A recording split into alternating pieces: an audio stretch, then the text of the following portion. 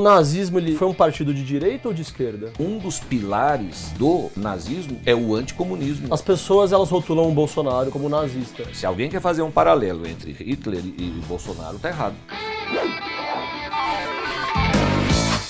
Muito bem, Autopapo. Hoje nós vamos falar sobre um assunto que não é novo, mas que não perdeu nem um pouco sua relevância. Alguém falou que não devia e esse assunto parece que voltou à tona. Sim, é o nazismo e hoje eu estou aqui com o professor Francisco Carlos Ribeiro, doutorando pela PUC de São Paulo em História. História. Ah, claro. E esse assunto ele pede mesmo um historiador, né? Como é que você tá? Eu estou muito bem, e você? Aliás, professor Chico, né? Porque foi meu professor, então eu tenho intimidade para isso. É. Sim, tem essa liberdade e autoridade acadêmica. Ah, muito obrigado. Eu estou curioso com o que vai sair desse assunto, porque a gente vai falar de um assunto, como eu falei na cabeça, ele não é um assunto novo, porém ele teve alguns desdobramentos. E teve algumas coisas que aconteceram, mas eu queria primeiro que você me falasse dessa sua camisa aí. Ah, essa camisa eu ganhei o tecido, na verdade, de uma aluna minha de Angola. E aí eu mandei fazer a camisa e como foi na época da pandemia, sobrou um paninho e aí ela conjuntinho também, aí, né? fiz um conjunto, né, angolano exclusivo, né, não é prêt-à-porter, é exclusivo.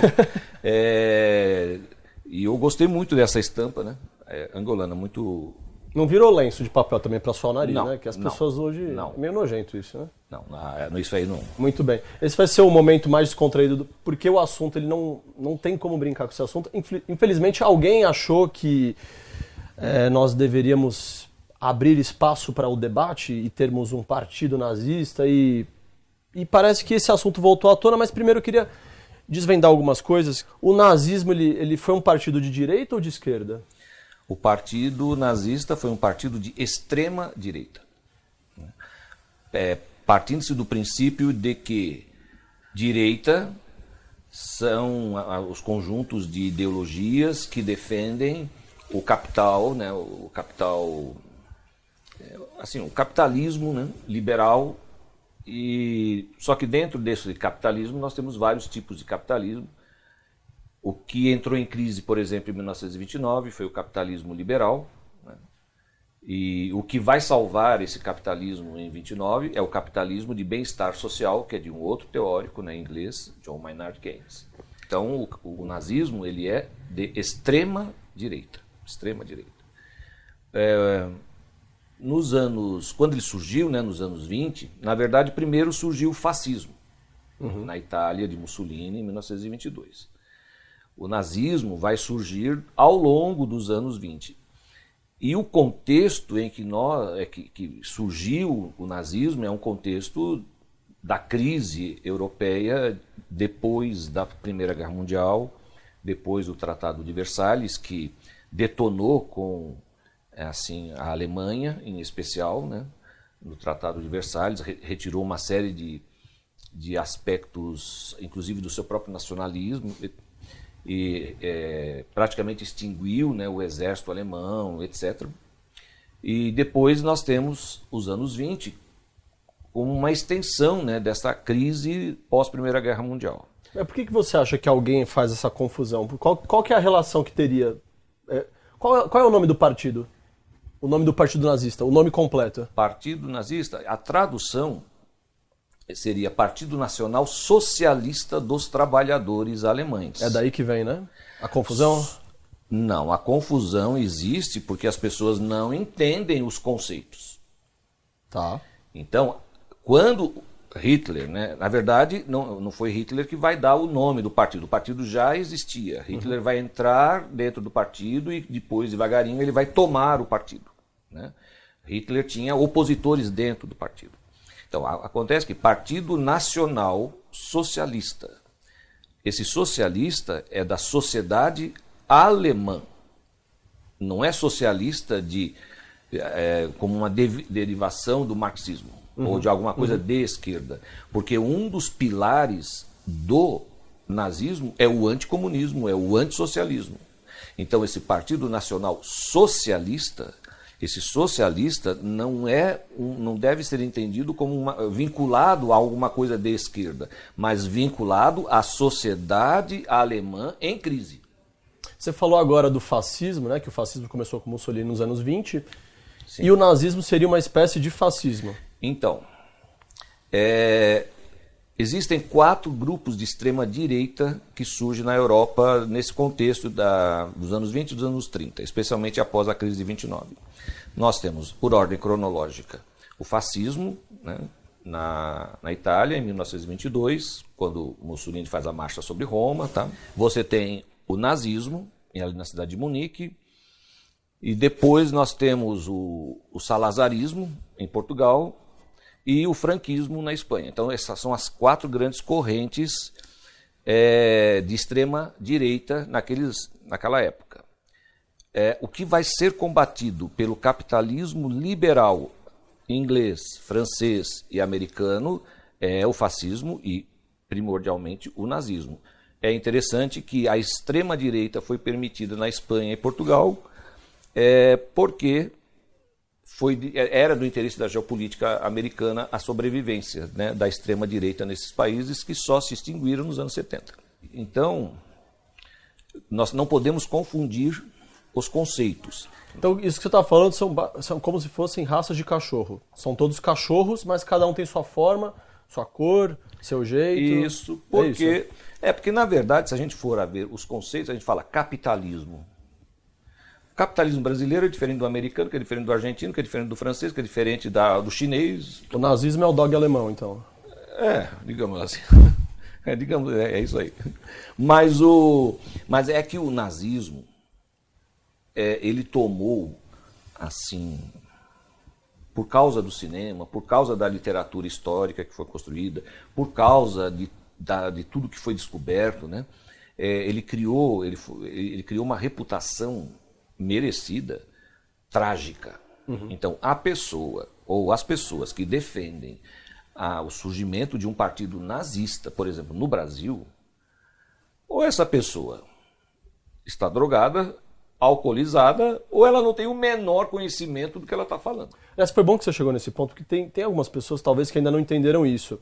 A liberdade de expressão, até onde que ela chega? Porque você defender coisas que já foram reconhecidas como crime, uma barbárie, um genocídio, né, que no caso do nazismo, por que hoje eu não posso abrir um partido nazista no Brasil? Imagina o PNB, né, Partido Nazista Brasileiro. Imagina você ver no horário político alguém defendendo essas ideias. Veja bem, a liberdade de expressão, ela, em primeiro lugar, ela tem que ter um parâmetro do bom senso.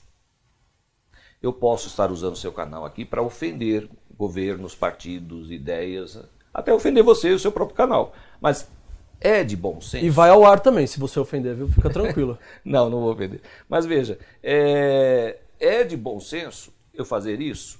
Não.